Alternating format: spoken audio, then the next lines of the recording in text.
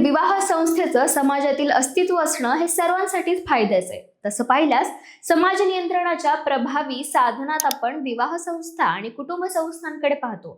समाजाचं वंश सातत्य असो की लोकसंख्या नियंत्रण, विवाह संस्था आपल्याला गरजेचीच आहे। पण अलीकडच्याच काळात हीच गरज समस्या होते की काय अशी परिस्थिती पाहायला मिळते।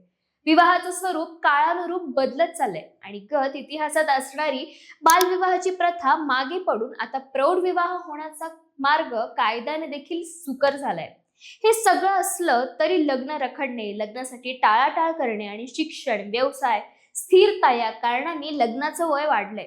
त्यामुळे लग्नाच्या संबंधीची गुंतागुंत आणखीनच वाढत चाललेली दिसते। बदलत्या परिस्थितीत या सगळ्या समस्यांच्या पार्श्वभूमीवर माहेश्वरी समाजाने एक अनोखा निर्णय घेतलाय। मुलीचं लग्न तिच्या वयाच्या 22व्या वर्षी केलं तर 51,000चं बक्षीस देण्याचा निर्णय समाजाने घेतलाय। हा निर्णय घेण्यामागे आणखी कोणती कारणे आहेत, या व्यतिरिक्त लग्नाच्या संबंधीचे कोणते निर्णय घेण्यात आले आणि माहेश्वरी समाजाचा इतिहास काय, या सगळ्याची माहिती आपण या व्हिडिओतून जाणून घेणार आहोत। नमस्कार, मी अदिती आणि तुम्ही पाहताय शिरस्ता। माहेश्वरी हा मूळचा राजस्थानमधील समाज। एका आख्यायिकेनुसार इसवी सनाच्या 10व्या शतकापासून हा समाज अस्तित्वात आला।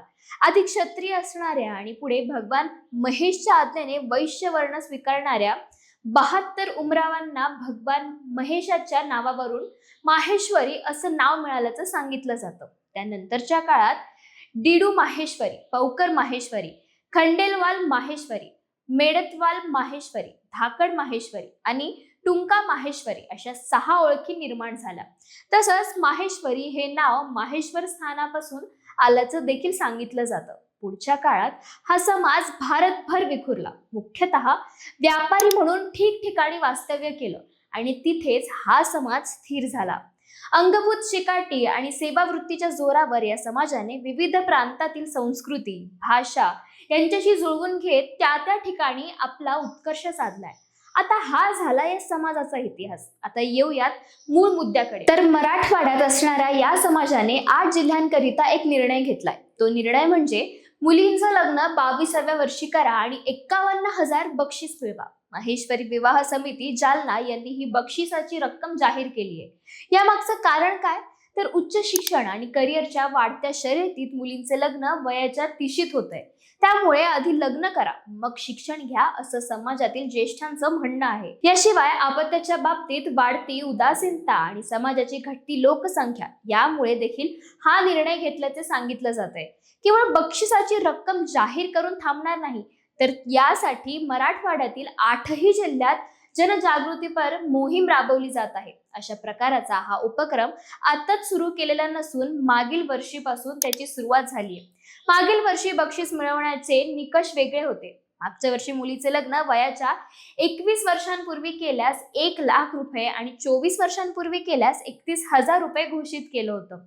मागील वर्षीच्या या बक्षीस रकमेचा लाभ 6 कुटुंबियांनी घेतला होता। या उपक्रमाचे हे आता दुसरे वर्ष आहे। दुसऱ्या वर्षीपासून मात्र 22 वर्षांची वयोमर्यादा निश्चित केली आहे। हा उपक्रम सुरू केल्यापासून यंदाच्या वर्षी 2 कुटुंबांनी बक्षीस मिळवलंय अशी माहिती माध्यमांना दिली गेली आहे। कांतीलाल राठी हे विवाह समिती जालना येथील अध्यक्ष आहेत।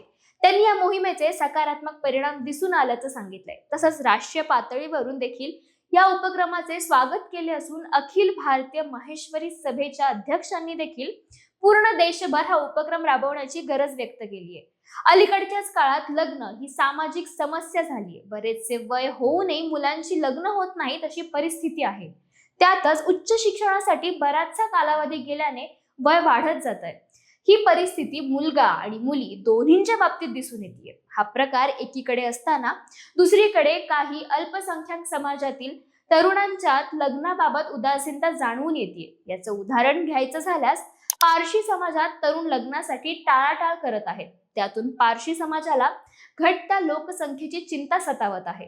केंद्र सरकारने पारशी समाजातील लोकसंख्या वाढीसाठी जिओ फारशी नावाची योजना देखील राबवली आहे। महेश्वरी समाजात देखील लोकसंख्या घटते असं समाजातील ज्येष्ठ मंडळींचं म्हणणं आहे।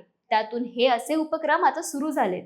लग्नाच्या संबंधाने अनेक समाजात काळानुरूप वेगवेगळे निर्णय घेतल्याचे दिसून येते। अवाजतात खर्च कमी करणे, अमुक या वयातच लग्न करणे किंवा लग्नातील आवाजावी खर्च होणाऱ्या प्रथांना टाळणे याकडे कल वाढत चाललाय. तेव्हा महेश्वरी समाजाच्या या निर्णयावर तुम्हाला काय वाटतं आणि तुमच्या समाजाने लग्नाच्या संबंधी अलीकडच्या काळात कोणते निर्णय घेतले आहेत ते आम्हाला कमेंट करून नक्की कळवा. आणि अशाच माहितीपूर्ण व्हिडिओसाठी शिरस्तला सबस्क्राईब करायला विसरू नका. धन्यवाद.